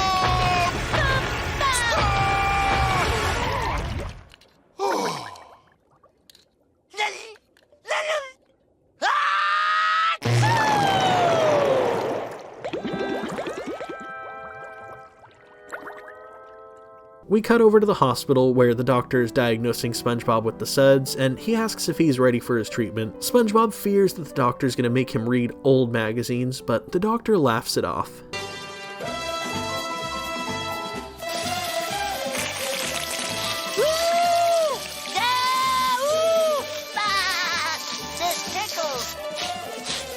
I can smell again! Woo! Yeah! Yeah! Woo! Yeah! I feel as good as new. I love the doctor! Here's your lollipop. Patrick gets jealous of the fact that SpongeBob gets a lollipop and he doesn't, so he blows a bubble and tells the doctor that he has the Suds too, hoping to get the same treatment. Oh, yes, Dr. Patrick. We have a special treatment for you. Hey! Wait! Ouch! That hurts! Wait! This doesn't seem right!